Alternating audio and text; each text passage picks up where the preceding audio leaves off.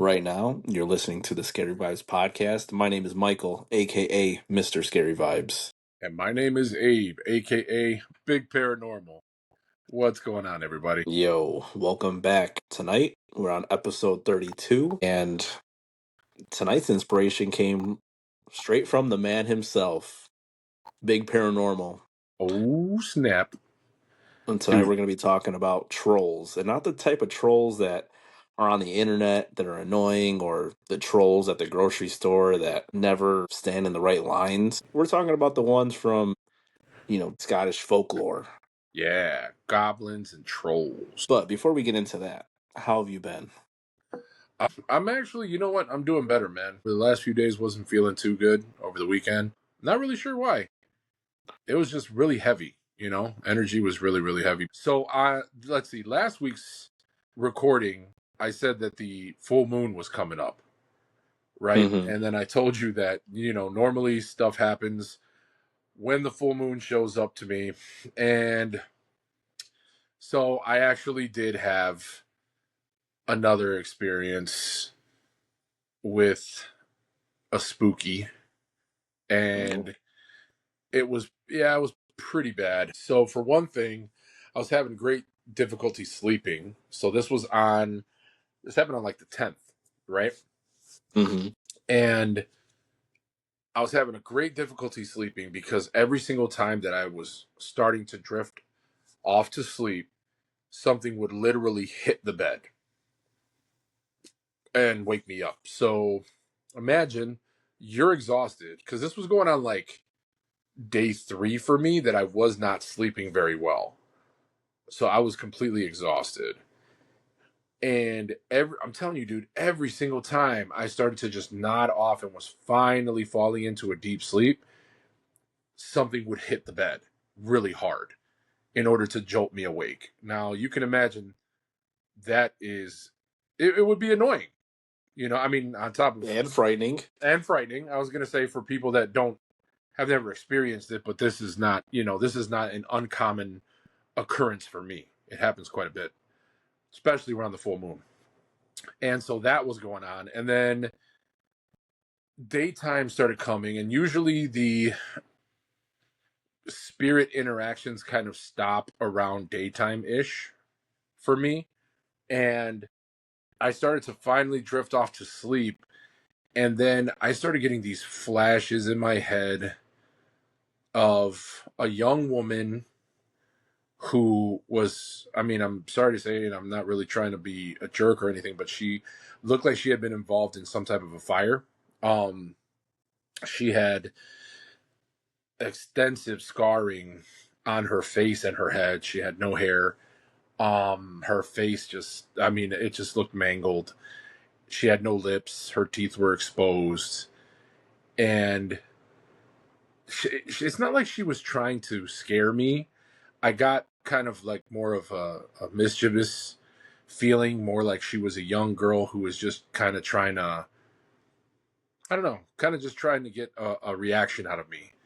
I would Yeah. start to fall asleep, and then her face would pop in, and it was almost like a game of peekaboo or something. Like she was teasing me. And I kept getting this flash of a name in my head that I couldn't really make out. It was either Doreen or Corinne. But like Mm-hmm. she kept messing with me too, like as I was trying to fall asleep, and I finally had to tell her, like, listen, I I'm exhausted and I need you to leave. And I could hear her laughing in my mind, right? Like I could hear her laughing, and then eventually she did go away and she did leave me alone. I was able to get a couple hours of sleep before I had to get up and go to work. But yeah, man, that's just, some of the things that I deal with around like full moons. And for those that don't know, or for anybody that's just tuning in for the first time, I am empathic. I wouldn't say that I'm like a psychic medium or anything like that. I do have some interactions with spirits. I, however, have not trained with anybody with a mentor or anything to be able to like call myself a psychic medium or anything like that. Nor am I interested in trying to do that. because I feel like the more attention I give it, the more they're going to come and they're just going to keep bothering me. So, I mean, there's people who would probably disagree with me on that, but it's my life. If I don't want to see scary things all the time, I don't want, that's my decision. And I Just mean, going to that's say where that. you're at right now. I mean, Mm-hmm. it seems like over the years from me knowing you, you kind of like just every day you kind of learn a little bit more about yourself when it comes to that part of you. Mm-hmm. So maybe it's something right now you don't feel like exploring into, but Oh, man, I'm yeah. I hoping. mean, I'm crossing my fingers that one day we're out here and we are the Ed and Lorraine Warrens of oh, modern day. man. We're saving people. Well, you're the normie, so I guess that would make me Lorraine.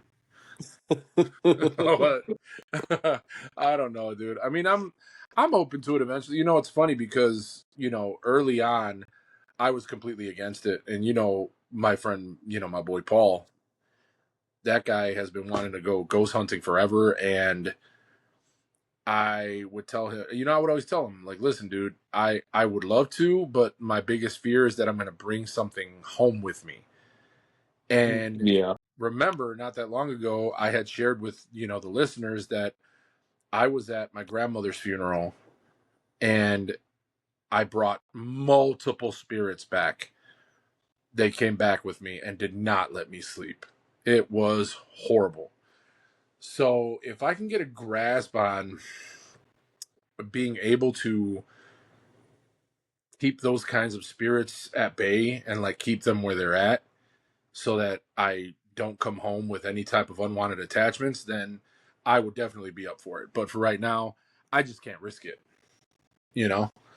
Yeah, no, definitely. So yeah, man. But like I said, with this spirit, um she didn't come off like dangerous. She didn't give me like a scary vibe, really. Haha. Hence the name of the pod. But yeah, I mean, like I said, it was just more mischievous. So I'm actually thankful that it wasn't anything more serious where I felt threatened. You know, although her appearance was jarring, I did feel bad for her because it did seem like she was, a victim, and she succumbed to her injuries from a fire, and that was pretty much apparent. You Yeah, know. that's Yeah, crazy. but that's me, man. What'd you get into this week? Yeah, well, I'm feeling a lot better than I was the last two episodes. I'm starting to not be dying anymore, so I'm glad. I'm glad that's over for the moment. Besides that, I kind of was on a 4-day weekend and I had my daughter, Mm-hmm. and you know us. We love to just get out there and explore. So we ended up exploring this town outside Mm-hmm. of the city, Long Grove, Illinois. I Hmm. never heard of it. My daughter was like, "Hey, I went here with my mother, and there was this antique store that they have things that she thought that I would like." She described, vintage ET lunchboxes and items from the TV show or the video game Fallout. They had like new colas and stuff like that. So she's Oh, like, that "Dad, we is. have to go." So we ended up packing up the car and we drove out there. And actually, I kind of have a question for you. And I Okay. have a weird thing. So last episode, you asked me if I was a pumpkin spice guy, and the answer was no, but I do enjoy the cookies. So on us getting ready for our road trip, Mm-hmm. we go to the gas station and we're loading up on, snacks. And while we were there, we're passing the slushy machines. Ooh. And you will not believe this. They had a pumpkin spice Oh God, no. slushy. Oh God, no. I, bro, I'm so disgusted at hearing this right now. I I, was disgusted too. And now I'm actually, for the sake of the podcast, I almost feel really, really bad. I uh-huh. should have got at least a small one just to try so I could have reported to you guys. Maybe I'll go back. But when I seen it, I was like, bro, they crossed the line here. Dude, a pumpkin spice slushy just it kind of seems offensive. Like I feel it's insulting to every other slushy. I'm just like, you blew my mind right now. and not in a good way. So if we were at the gas station, what Uh-huh. slushy would you get? Do you have a preference? I'm not really a slushy guy, man. But if I had to choose, mm, God, you know what? I'm an old fashioned guy, man. If they had the Coke slushy, I'm definitely getting that one. I'm a play it safe guy, No, that's you I know. like But that one too. if I had to choose like the actual icy color, red, blue, it'd definitely be blue. I You think I would know, go red, but I do enjoy the Coke one. yeah, But I'm a fan. but but back to my story. So we end up driving out there. Once we get there, we just kind of pull over Okay. on the side of the road and we start to explore. And so right now in Illinois, the leaves are falling, and this town is really an old school town. Everything about it is just old looking. There's fountains. There was actually a well, just a random well, and I was like, you know how I feel about wells.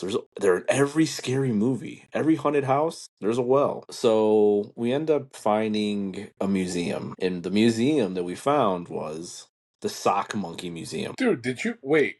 So And did this, you actually look this up ahead of time, or you guys just? no, no, we stumbled upon it. Well, I only went to this town because she was like, "Hey, this is a cool town, and there's a antique store and there's a candy store that are right next to each other that Oh I my! think you would like." But I think it was also her way of just like taking me there to like buy her things because nobody spoils her like her daddy does. That's true. So we end up getting to this town and we end up running in finding this sock monkey museum Hmm. and we have to check it out. So we walk in there and bro, wall to wall sock monkeys. There's these things called burrito monkeys. They're like really fat ones. And Wait, you said burrito monkeys?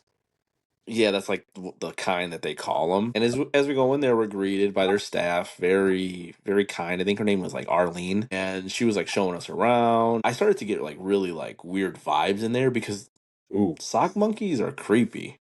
they are creepy. And I have tons of photos. I'm gonna have to share them to the group. But as we're walking around, I started asking her questions because I mean we're in Halloween time. It's October, so I tell her, are any of these sock monkeys haunted? Is there any that give you like weird vibes? Oh, now we're getting to So the nitty gritty. Yeah, this is what I like. Huh. so she says that because they do tours there and they also do events where they make sock monkeys. So there's a lot of people that come there. And she Wait. said that one of the visitors was a psychic Hmm. and she felt this energy about this group of sock monkeys in the back room. And I guess the story about that particular the ones that she had that feeling about came as a donation from a woman who passed away in a house fire, Oh wow. and these were some of her items that she collected and they donated it to the museum, and the psychic felt really really like eerie vibes about those items. And then there was another woman and she was in the other room and she was sewing and she overheard us talking about it, and she said there's also she believes that there's a little boy that lives upstairs, Oh snap. and she says but he's super friendly, and she was saying the reason why they believe that is because they'll find toys and sock monkeys out of place in the center of the room that makes no sense how it got there. But she kept emphasizing how like she felt really not at fear with it. And honestly, I agreed with her. I told her, which Yeah. I'm not a psychic or anything, but I really didn't feel any like darkness or heaviness while being in there. But yeah, that was kind of just a creepy stumble that we came across. All in all, Mhm. Long Grove, Illinois is a pretty fun town to explore, and Sock Monkey Museum, it's pretty creepy. So basically, what you're saying is we need to go back and make ourselves a sock monkey. I do want to That go back. that's what I'm hearing. I'm hearing that you want to go back and pay for me to make a sock monkey, a burrito, specifically a burrito sock monkey. I feel like I need to look Exactly. this up, dude, to see what they look like. And they had this one from like the 30s, and this thing was sitting in a red velvet chair, and it was like just falling apart. Dude, I Some remember of you them are telling so me that they, creepy, man. yeah, I was gonna say, I remember you telling me that they were really, really creepy. Yeah, no, I'm gonna definitely share a photo on our Facebook group, Uh-huh. which, if you're not a member, I would recommend all our listeners to go check out our group on Facebook. Do it, please. We're begging you. I'm not trying to tell you guys what to do or anything, but check it out, man. It's a pretty cool community with really, really great people that have like amazing talents. They're just such a cool group of people. So, before we get into today's episode, I actually was on Bloody Disgusting, and I was just trying to see if there was any fun horror news to talk about. Mm-hmm. And there was something that was published 9 hours ago. And I was like, okay, this is breaking news. And I was going to run it by you and see how you felt about this. Okay. So, a couple years ago, the Barbie movie came out, right? Oh, Massive hit. So, ever since that happened, Mattel has been trying to come up with like, movie ideas to kind of just cash in on a lot of the stuff that they own. And M. Night Shyamalan oh no, posted. I'm He already like no, I'm already he like no. he posted on his Instagram that they are working on a 8 ball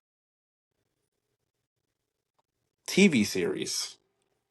Wait, literally like the 8 ball that you shake, you ask it questions, and then you shake the 8 ball, and then it tells you the answer, yes, no.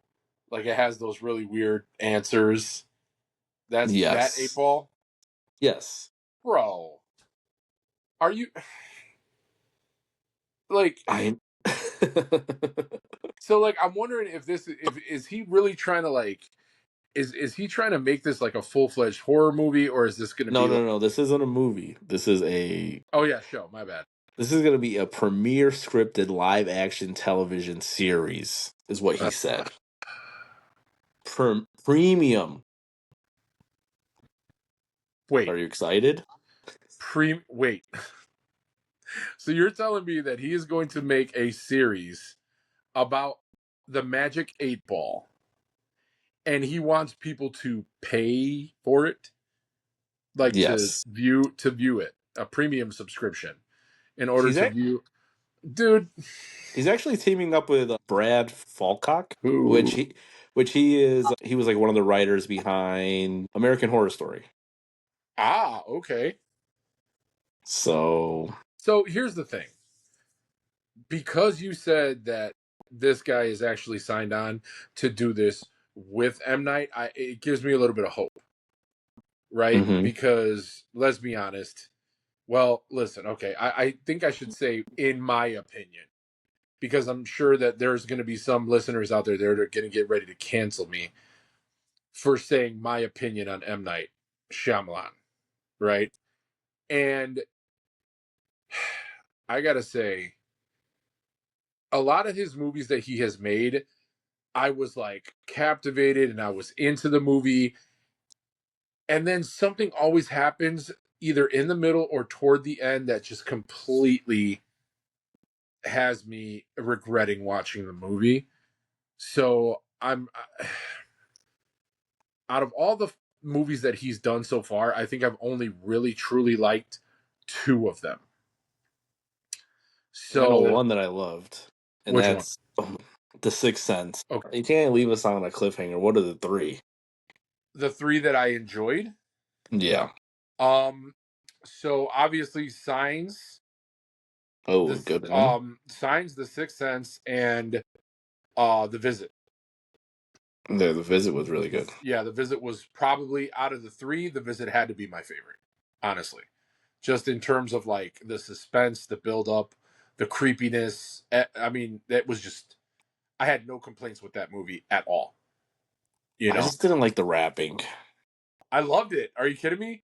I loved it just because it was like this awkward Caucasian kid who like was so diehard about being a rapper, even though he was like completely bad at it. Like it was so good. It was so entertaining. That was one of the things that I loved the most about it, to tell you the truth. just because of, I think it was more just the performance of the actor and how enthusiastic he was. And he was just so gung ho about wanting to be a rapper. It was awesome. I loved it. But yeah, man, I mean, he just has a history of letting me down, but I do have a glimmer of hope, because he said the other, writer from American Horror Story was attached to it. So yeah, man, I'm okay. I'll give it a chance. I will definitely give it a chance. 2025 was such a great year for horror, Mm-hmm. and we're moving in such a good direction. Hopefully, it's just not like a cash grab. It's just crazy. When I seen it, I was like, "Wait, like a movie? I could see a movie. Uh-huh. We could do a movie, a crazy 8 ball. Every time you shake it, you die. I could Well, see it happening. I just But I a just feel TV like show, you could come up with a better classic toy to be either haunted or like torment people. Like, why couldn't he choose My Pet Monster? Do you remember? Well, no, that's probably like before your time. yeah, I But never had a pet dude, monster. there was an actual doll called My Pet Monster back in the 80s, the late 80s. And I Hmm. wanted one of these things so bad, even though the appearance, it scared the crap out of me. Honestly, if you were scared of like Chucky or the My Buddy doll, if you would have seen My Pet Monster, dude, My Pet Monster would have kicked the shit out of Chucky. Chucky would have been scared of My Pet Monster. Honestly, when you get a chance, and for the listeners at home, for the ones that don't know what My Pet Monster was, go ahead and look it up. It I'm was looking it up so right cool, now. man. The presentation for this doll was awesome. He had this big nose and these protruding canines that came up from like the bottom of his jaw, and he I, had these did you know there was claws. a TV show? Yeah, it was a cartoon. Yeah, I see that it's on Prime. It's actually like a 6.8 out of 10, so it was actually a pretty popular TV show. Not bad, not bad. But the packaging, I'm telling you, that's what really made me want to get this toy, because I, he came in a cage, dude. The I love box, them. I the love box, them. dude. The box was made to look like a cage, bro. It was so cool, and he had chains, like actual cuffs that were on him, with like the middle Yeah. chain broken. Oh, dude, it was so bad, so No, badass, I see it. I want one. I gotta get one. so I cool. actually have gotten my daughter a boglin. I don't know if you've seen those. Those are like those little like A rubber boggling. puppets, but they're super creepy. She has this green one, but the puppet is so intricate. Uh huh. There's like you literally need all five of your fingers to like. There's like you Bro, put your I fingers. remember these. I remember these. Yeah, she has one. We found it at a vintage toy store. I paid for like $50 for it. Bro, listen, you're like the best dad ever. Yeah. Seriously. So Yeah, this thing Boglins were though, really creepy looking. I yeah, remember. my pet monster, I need to find one. If I can find one for a good deal, because I'm always looking for a good deal, Bro, I'm gonna pick one up. that thing is awesome. And I'm not even talking about like it has to be one that was made in the 80s, but these are pretty pricey. Like the ones that I'm seeing that are coming up on eBay are really expensive, between $300 and $500. And Man, yeah, bro. you know what Walmart I was? is, you know what? Walmart has a smaller one that's only like 9.8 inches that kind of looks like the original, but yeah, it's not nothing like the actual original, man. That's the second thing today I was looking at that was $500. Zoiks. The first thing, a mankind mask, a real Mankind, one, the which wrestler? I mean, I feel like for $500 is really not a bad deal. No, it's not. I know this is like a horror podcast, but I mean, mankind, he was a deranged guy, a Yeah, deranged character. he kind of gave off Leatherface vibes. He's from the boiler room, right? Yeah, dude. What do you say, Mrs. Foley's little boy? He would say some really creepy stuff. Yeah, he was one of my favorite wrestlers growing up. It wasn't scarier than Kane though, or the Boogeyman. Oh yeah, the boogeyman. He was Bro, Boogeyman. I'm the Boogeyman. and I'm gonna get you. And he always came out with a mouth full of worms. Ew. Dude, he would put real live worms in his mouth. I mean, which honestly looked great, right? For the effect and everything. It was awesome, but I'm not even gonna lie. Like part of the time I felt really bad for the worms. My uncle used to make me, what was it? We used to go fishing, and then Oh God, we would which always get like a big thing of worms. And I mean, I was like 5 years old, uh-huh. and he'd be like, "Put it on the hook," and I'd be like, "I really don't want to put it on the hook," and he's like, "Do it." Oh no. And I just remember, yeah, I have to just like Poor Mike is tie triggered. tie him up and just put him on the hook for worms. I feel like that was like the start of your supervillain era. That was like your origin story. Yeah, that's probably a part of it for sure. I mean, it sounds pretty traumatizing. It sounds pretty traumatizing. Not even gonna lie. I thought you were gonna say that your uncle used to make you eat worms. I'm so glad that it wasn't that. No, but I was reading. Do you remember those stories about what was it? About that church in Indiana that would pick up kids in Chicago and take them to Indiana? Yeah, I remember hearing stories about that. My, I mean, obviously, I was never, I never did that.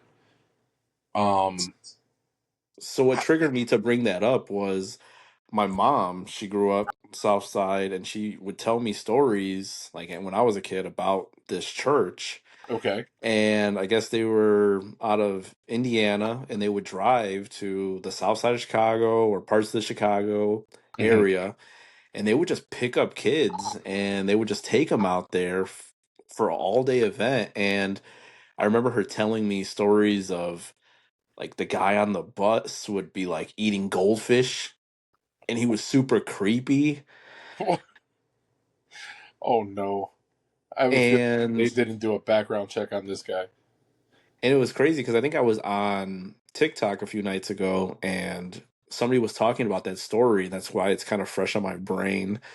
So when you brought up you thought my uncle was going to have me eat worms. It made Uh me think about the guy on the bus eating goldfish. But something about that story is just creepy. What did you hear about it? well, I mean, well, I didn't hear anything like crazy or anything like that, but just the idea that parents were actually okay enough to let a church, even if it was a church, take their kids, and then the parents were not even with them, right? And they would just let them pick these kids up in a bus and take them over, across state lines Yeah, stuff like that from nowadays. Chicago into Indiana. That takes like a ridiculous amount of trust. And I feel like if I was a parent, I'd never do that, man.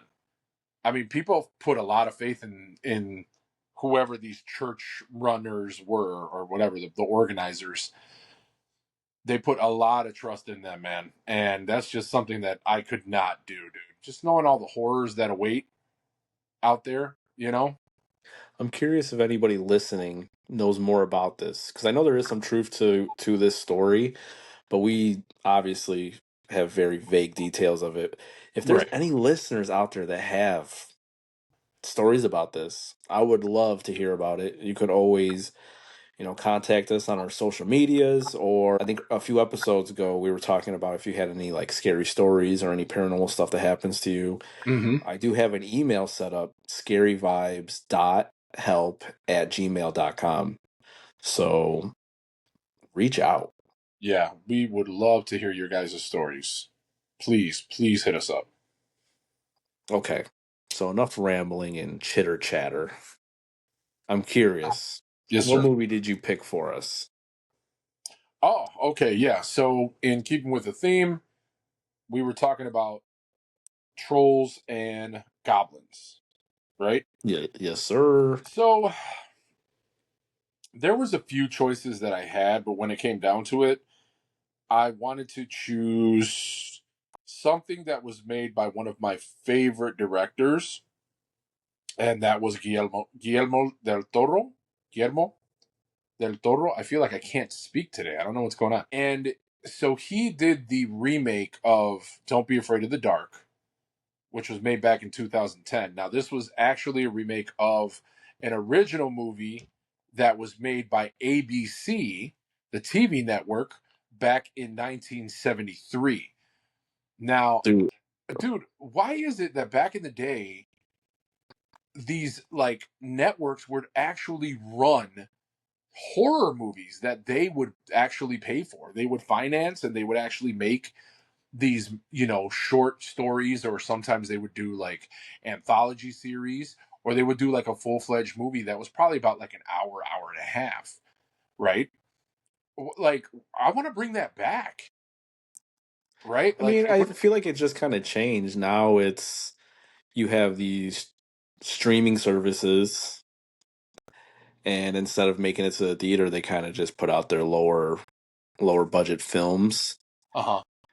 But yeah, back in the day, I No. remember like the ABC specials, or Yeah, man. Disney, man. Disney was so good at it back in the day too. They used to put out so much good, like little horror movies and fun family movies, and Yeah, man. Disney has some bangers.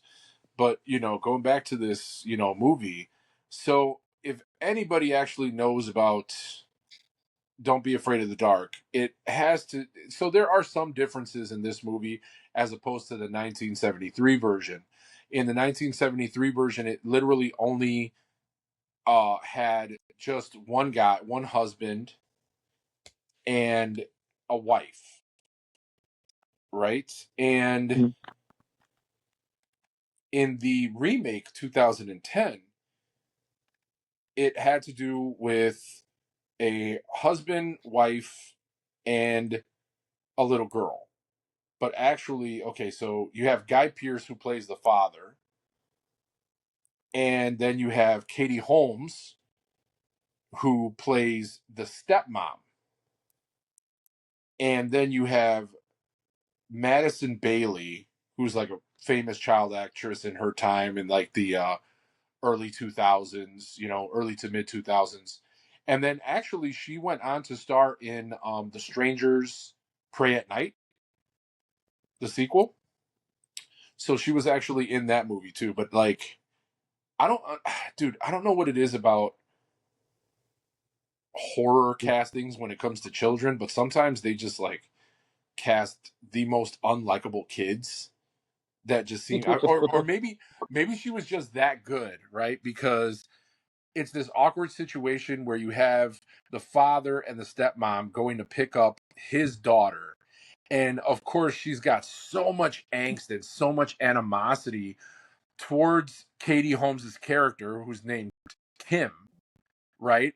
And so Guy Pearce's character, who's Alex, right? He basically puts all of his money into this project of restoring this original mansion, this beautiful mansion. And if you know anything about Guillermo del Toro's style, the architecture in all of his movies is just absolutely beautiful. It's breathtaking. There's always a lot of stonework, a lot of woodwork. Um, One I thing want that to I live love, there. yes, absolutely, dude. It was Like, so like gothed and dark, and and not only that, man, just the woodwork on like the doors was just oh beautiful. yeah, the little girl's bed, the woodwork on it was like crazy too. Yeah. It's I just was amazing, stunned. just beautiful sets. Yeah, beautiful, beautiful, beautiful sets in all of Guillermo del Toro's movies. And this one, it followed suit, right? So Hmm. they go, so basically, Guy Pearce puts all of his money into restoring this mansion. It's like some type of passion project that he has going on with Kim, right? Which is his now wife. And they're trying to get this house into some kind of magazine, right? Like architecture magazine or something like that. And so they're working really hard. There's like people coming in and out to help to, restore it and make it, get it back to its beautiful self. And Sally is just this troubled young girl who's just mad at the world. She's upset that her father moved on and that he married another woman. And she's really not trying to give Kim any type of chance, right? Like Kim is being a sweetheart and she's, trying to reach out to this little girl and she's just being rude. This little girl's so mean. Dude, she's so mean and she's being nothing but nice to her, which is why I'm not even gonna lie. When things start to pop off in this movie, you find out that there's these little creatures that live like beneath the house, but also like inside of the walls, and they're trying to get their hands on Sally because apparently there's something in baby teeth, right? They want like the actual children's teeth because I think they eat them. They in this one it kind of followed this like real archaic lore of tooth fairies. And my only real complaint with this one was that they actually had relied heavily on CGI when it came to these little creatures. Not to say that these little creatures did not look scary because they look terrifying, right? They're probably about maybe 6 to 8 inches tall. They have like these weird like elongated bodies, right? They have like really long arms, freakishly long arms, but they're like hunched over because they have like really big hunches on their backs. And they're very susceptible to light. Any type of light burns them.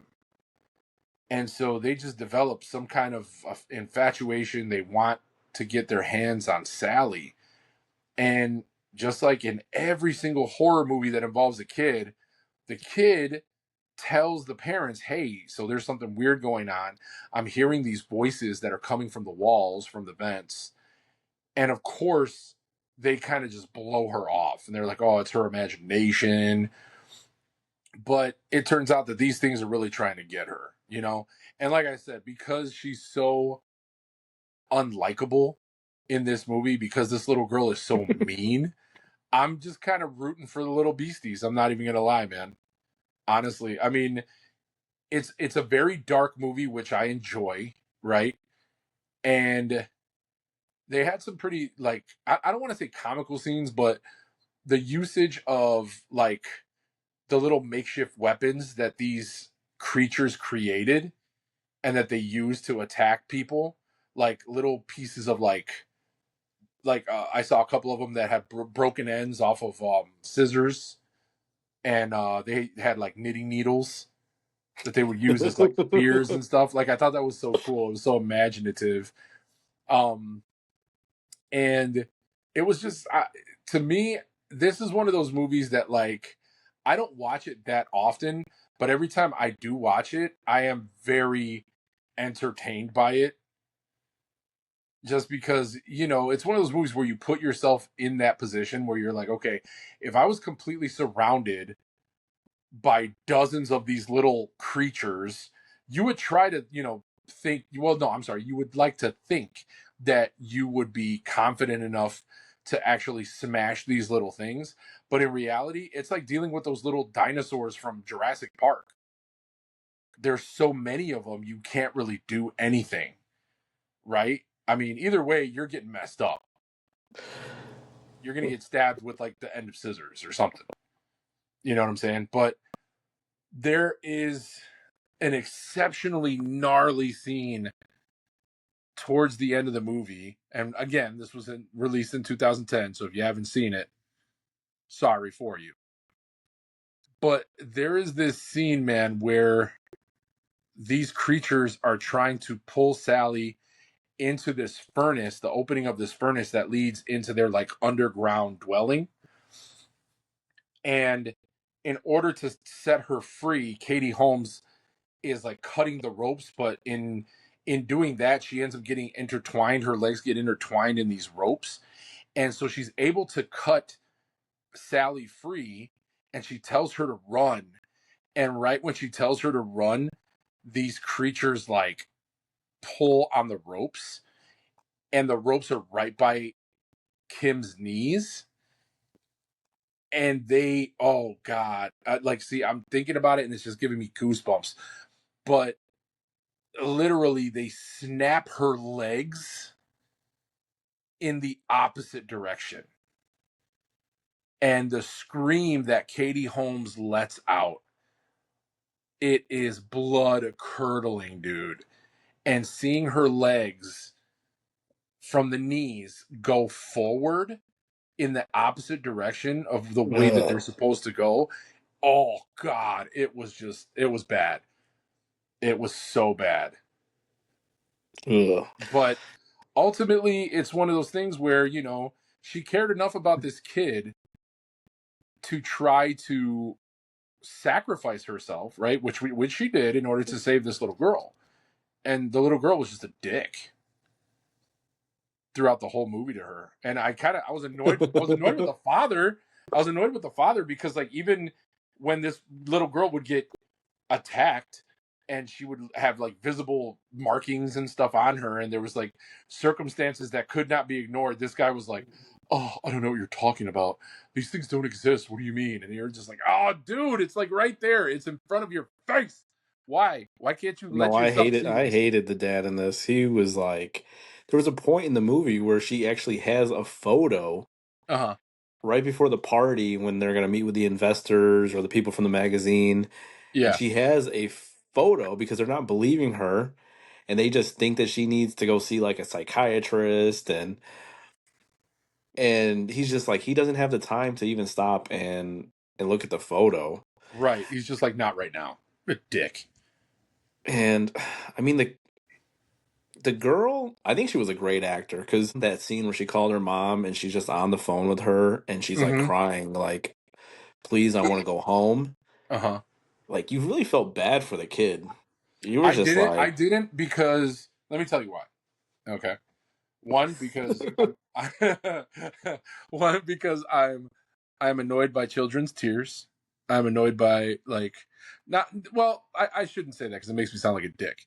But, like, I don't like it when kids cry for no reason, and she she had a cried. reason. Bro, she did at that point, but, like, she cried throughout like 90% of this movie, even before that stuff like popped off. And I want to say a good, like, I've seen other movies with her in it, and she's done the same exact thing, bro. She cries in every single movie she's in. And I She feel just kind of like, reminds me of like a little woman. Like yeah, even her face, like she's just very mature for her age. uh-huh. I haven't Which is seen a kind of lot of scary. movies with her. I've seen her around, but Mm-hmm. in this movie, I felt bad for her. I mean, Yeah, from the no. very beginning, the fact that she was like living her whole entire life with her mother, and then her mother eventually is just like at like 8, 9 years old, you're gonna go live with your dad. And then they have her like on Adderall. In the very beginning, she's like popping pills in the back seat of the car on the way to the mansion. Yep. And this movie, You know what? it's I did feel bad, bro. Now that I think, I did feel bad in that scene that you were talking about. I did feel bad when she's talking to her mom and her mom is completely dismissing her, and she's like, I want to come back, I want to live with you, and she's like, ugh, you want to live with me? Like, she did kind of make this, like, ugh.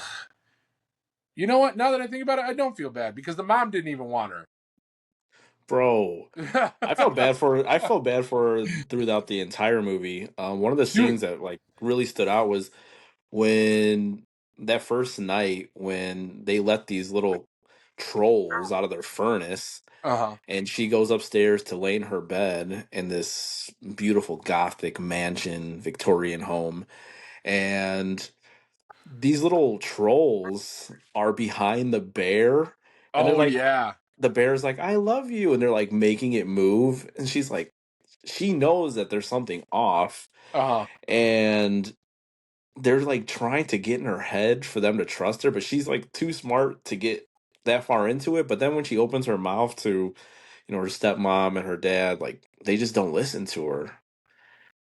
You know what? Those little creatures were dicks too because they mocked her.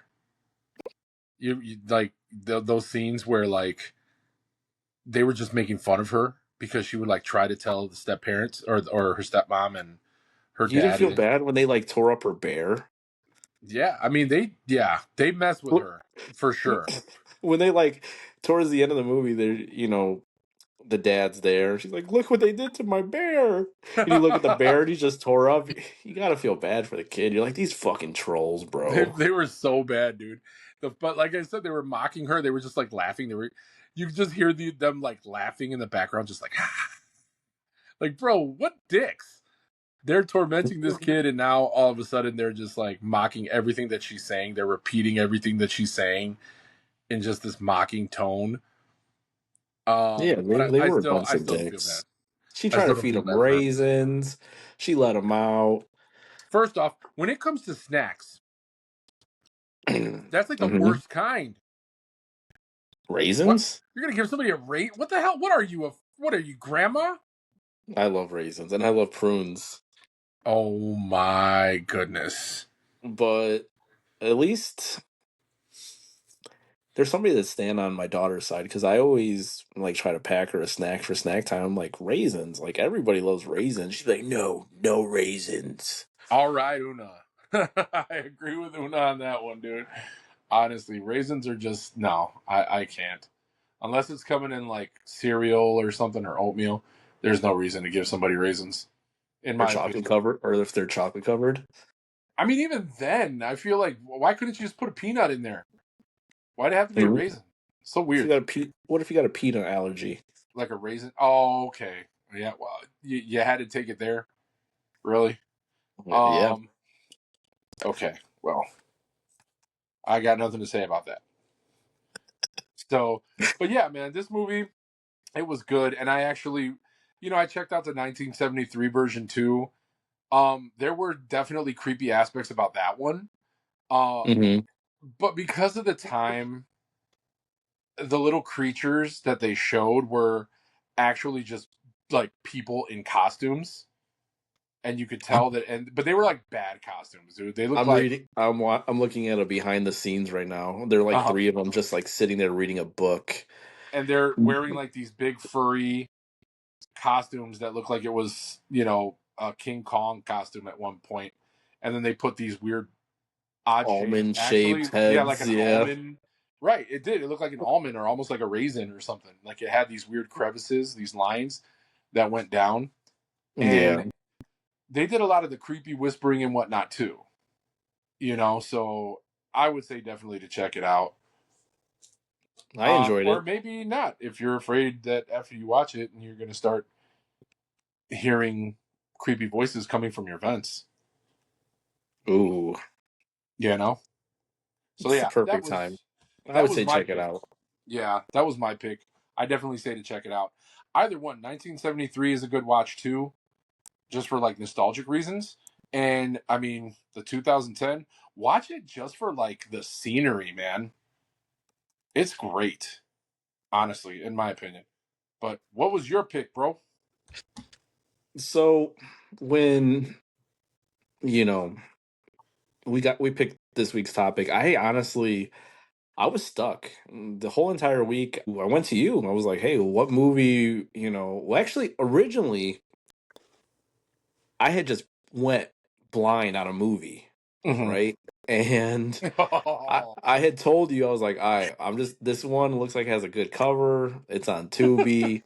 We're just gonna go with this because originally you picked the movie that I was gonna cover, and Right. then I was gonna take a shot in the dark with this other one. And I mean, at the end of the day, like if it's good, it's good. If it's not, it's not. We're here to report on it. It's kind of our job at this point. Yeah, and the cover looked good. So so you actually, after I picked it, I gave you the name, and you started to dive into it, Yeah.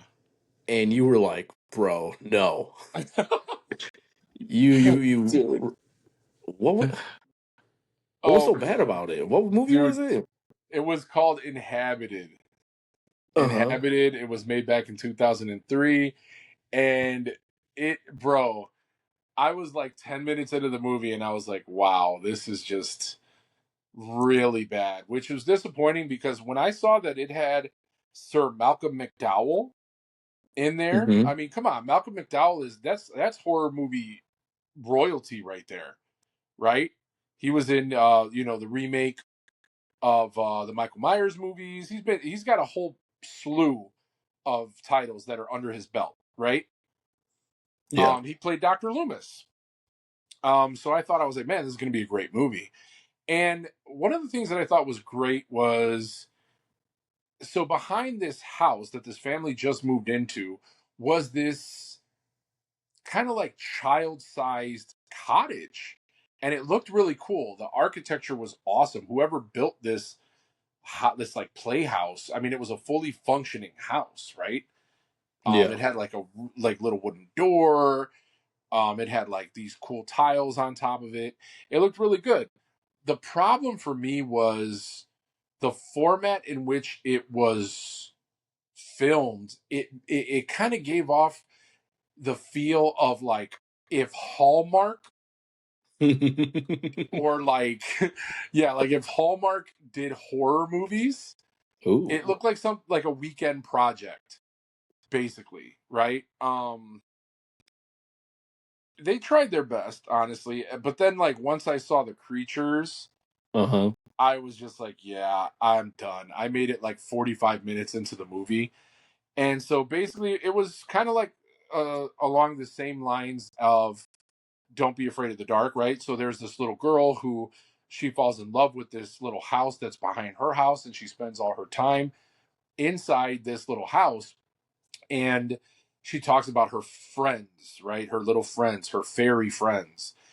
And there's this like creepy guy who comes around and starts working on the house for this couple, and he basically is like, that titular character that is there because there's some backstory, right? You don't know what it is yet, but eventually you find out that whatever these creatures were that lived inside this little house, they kidnapped his sister when she was a little girl. And so he's basically trying to keep this little girl from being taken by these things. But like then you see, like I said, you see these creatures and you're just like, oh God. They, full-sized people in these costumes with uh, it just didn't work for me, man. It just didn't work for me at all. It was, like I said, very low budget, very it was kind of hokey, Yeah. and whenever I see movies that are filmed in that specific type of format where it looks like you basically just used like a camcorder, right? Like an old camcorder or something like that. It just, yeah, it didn't do it for me. And plus, it was very well lit, and from a horror movie standpoint, like, I don't know, that's not really scary to me. It's not really scary to me if there's not really dark scenes in it. But Well, yeah, a lot of well, stuff well, happened during the day. I appreciate you, taking a bullet for me. Yeah, man. I think I called you 20 minutes in, and I was like, yeah, no, like we can't cover this. And honestly, I can't recommend it. But if you're curious, and I'm curious to know if there are some people out there that will watch it and tell me different, right? Like tell me that they actually liked it. I would Yeah, want to well, know, what is it that you like about it? Please tell me. It's called Inhabited. It was made in 2003, and currently it is streaming for free on Tubi. So by all means, but I'm telling you, you've been warned. if I get one person to tell me to watch it, I'll watch it.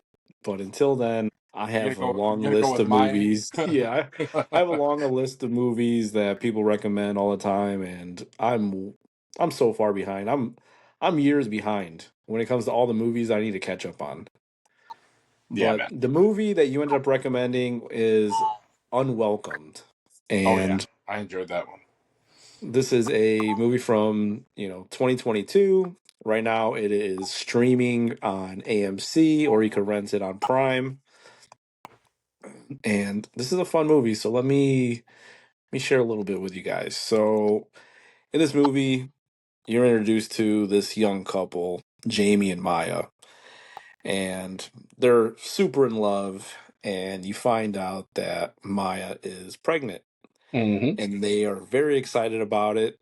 Young couple, and in the beginning of the movie, they're living in London, and Jamie goes out to maybe go pick up some snacks or something for Maya because she's pregnant. She's at home. So when he goes out, he ends up kind of just running into these thugs. He has a little altercation, and they end up following him back to their apartment. These thugs, they break in for no reason, honestly, just to torment these people, and they end up attacking Jamie and Maya Mm-hmm. while she's pregnant, and it gets pretty scary. But luckily, they both survive, and Maya actually, in the beginning, I was like, "Oh man, she's gonna lose the baby," but she doesn't. She ends up, she still has the baby. She's still pregnant, and I guess Jamie's great aunt, she ended up passing away around the same time. So they had an opportunity to move into like a rural home out in Ireland. Mm-hmm. So they take the opportunity to get out of London after that experience. I do not blame them one bit. So they get there, and right off the bat, they see that it's a fixer upper. And as they're laying in bed, they could even see a hole in the roof. That's how bad it was. So they end up going to like a local pub, and they end up finding some contractors that come out and work on the house. So yeah, the Whelan. So everything is looking good, right? So the next morning, the Whelans show up, and there is the father that wants to be called Daddy throughout the entire movie, and he has two sons and a daughter. And there's like one really like big son. Yeah, dude. Christian Nairn, who is actually from Game of Thrones. He was Hodor from Game of Yeah, Thrones. I had seen that, and I also seen that he was a voice actor in World of Warcraft. So so they end up getting straight to work, and right off the bat you could tell that this family, they're very rude, especially the kids. Oh yeah, they're bad. And they start giving Jamie and Maya a hard time. They're outside smoking dope, and they're just they're slacking, and they're doing just shoddy work. He ends up opening the cabinet, and the cabinet's falling off. So Jamie, after what happened in London, how he wasn't able to kind of hold himself and protect his wife throughout the movie, kind of like he wants to, challenge people. He wants to prove that he could, take care of his wife and his kids. So, he Mm-hmm. puts his foot down. He ends up talking to the dad, and he's like, "Man, what's going on here?" And the dad promises that he's going to get his kids in line. You think it's all done, right? Yeah. No. Basically, so the character that we talked about earlier, Owen, Mm-hmm.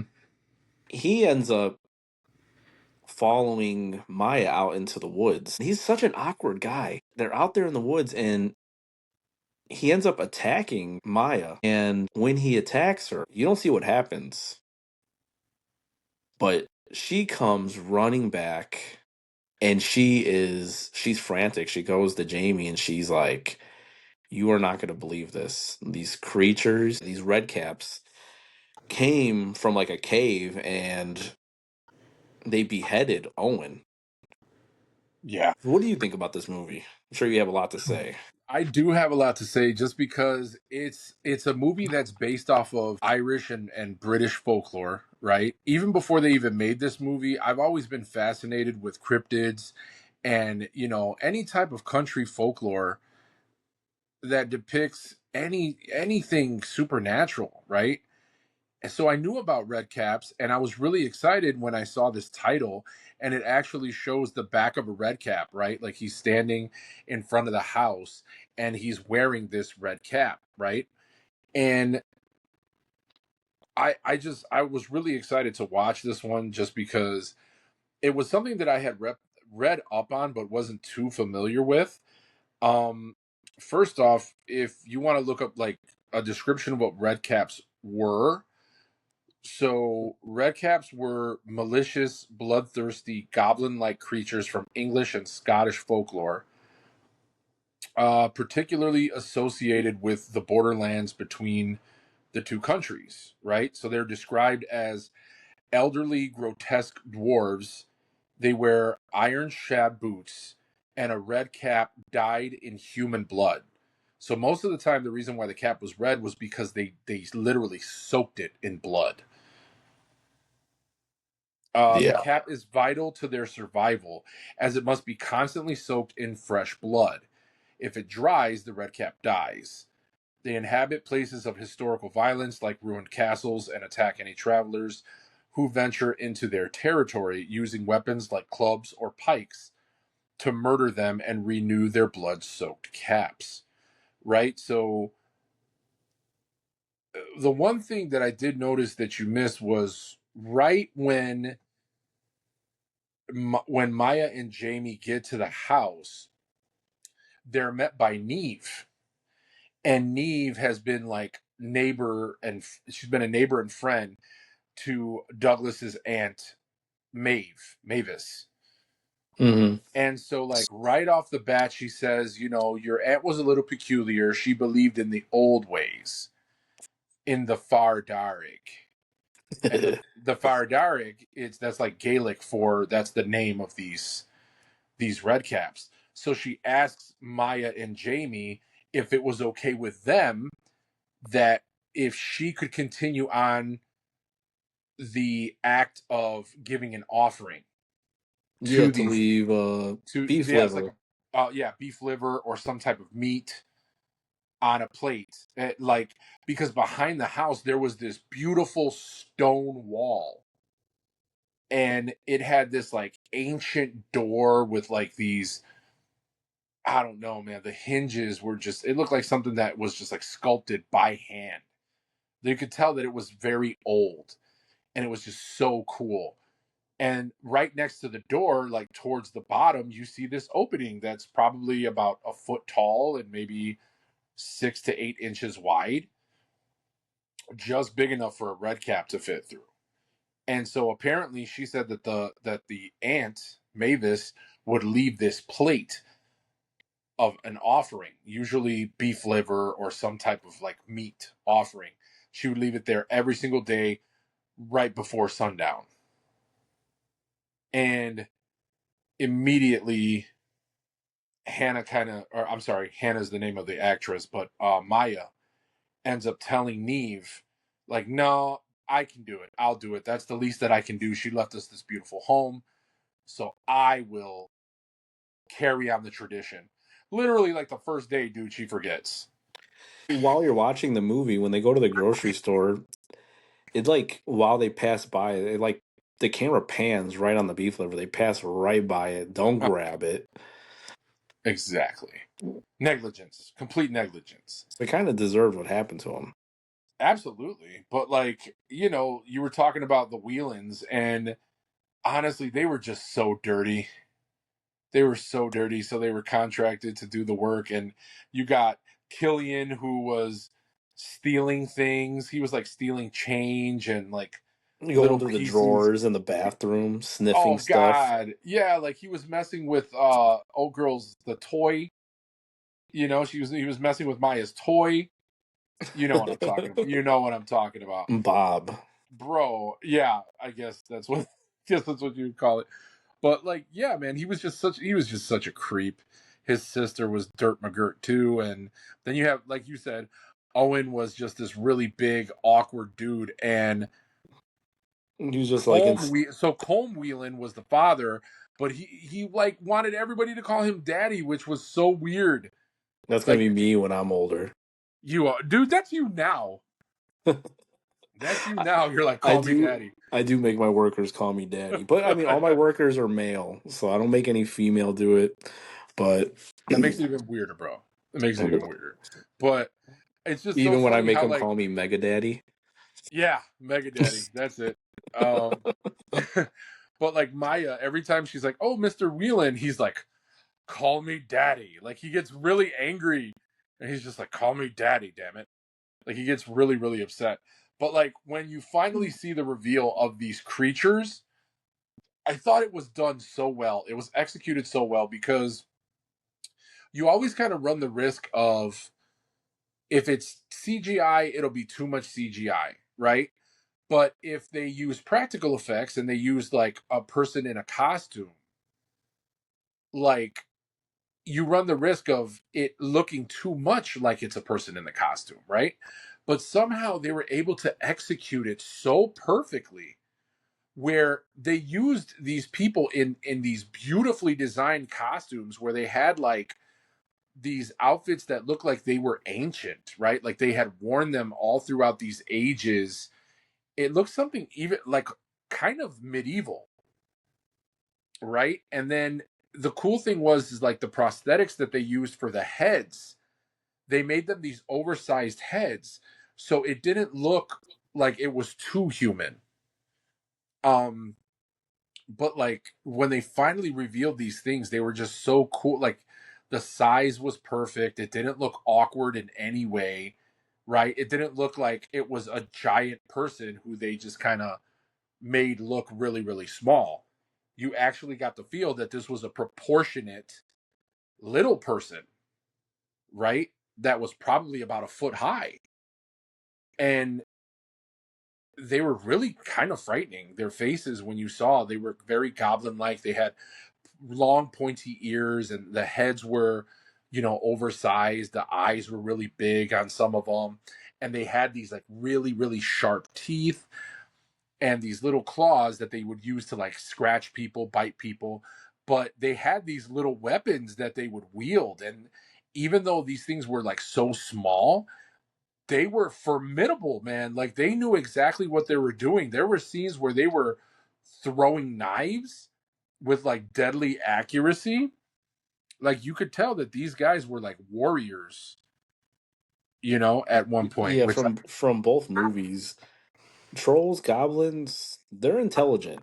uh-huh, I love absolutely. I love their little voices. Yeah, dude. There's that awkward scene where the one redcap, he gives Owen's head to Maya as like an offering, and then like she's terrified because she's seeing this thing like right in front of her, and she's trying to stay real still, and the red cap goes over to her and he starts sniffing her like an animal, and then he starts sniffing her stomach, and then he just looks up at her and he's so excited and he goes, a mama and a baby. He goes, a mama and a baby, and then he just like gets all excited and he runs out of the house, and she's like snapping pictures with her phone. Like, dude, it's a very entertaining watch. If you enjoy movies where the bad guys get what's coming to them, it's extremely satisfying to watch, because these guys, the Whelans, are horrible. I would love They're to see like a spin-off of the Whelans I would like to see that too.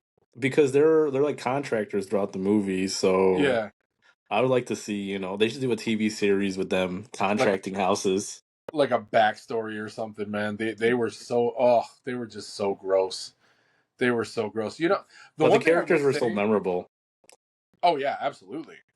The one thing I will say is that like Jamie, I loved Maya throughout this whole movie. I thought she was like a complete G.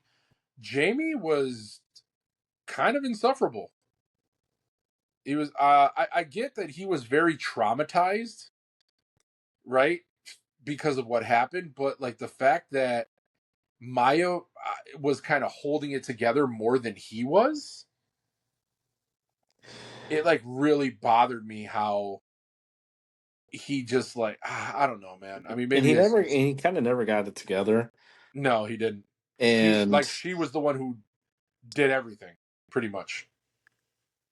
You yeah, know? this movie's definitely a must watch.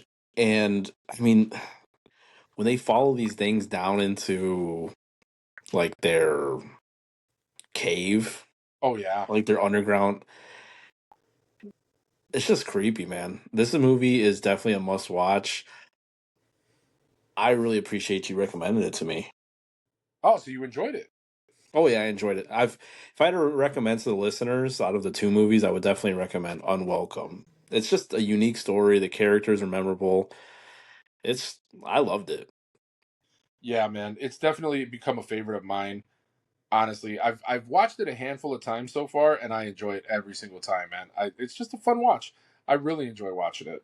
Yeah, I think it's definitely a underrated movie, which I mean it makes sense. Like it was originally released in the UK Mm-hmm. and then they did a limited run in the US, but I guess it didn't do too well, but on the streaming side, I guess it does really well. You know, Yeah, people who actually give it a chance are actually surprised with it. yeah, and if you really enjoy like the Irish accent, you got to watch this movie. It's awesome. I love it. I think that's probably one of the things I love the most about it. The views were awesome, the Irish countryside and everything, and the fact that they kept saying the Fire Derrick. The Fire Derrick. Call me daddy. I'm not gonna be able to get that out of my head for a while. I'm gonna have to go back to the homeland. Call me daddy. Fire Derrick. So great. You guys got to check it out, though, man. Well, this was fun. It definitely was. I can't believe that we already made it to an hour and almost 15 minutes. I It goes know. by so fast, man. And we didn't even get a chance to like talk about any like real cryptids or true crime. But hey, when If you you're guys having a want good to, time, if you guys want to hear us talk more about trolls and other cryptics, recommend them in the comments. We're always looking for suggestions for, new episodes for the Scary Vibes podcast. So for the last few weeks, we've been talking about the giveaway. yes, Trick or Treat. sir. Trick or Treat is back in theaters, remastered in 4K, Yes. and I'm picking a winner tonight, and I will be sending out a message. So make sure that you are checking your messages on Facebook or Instagram, and I'll be reaching out to you to pick a winner to give away some tickets. So I just wanted to make sure that you guys are on the lookout for that. I'm excited. Um, I'm super excited for this movie. I know I already know that it's one of my favorites, man. Oh, I'm super excited for us to go. It's gonna be awesome. it is going to be awesome. But I think that's going to be an episode. My name is Michael, aka Mr. Scary Vibes. And my name is Abe, aka Big Paranormal. You guys take care, and we will catch you next time.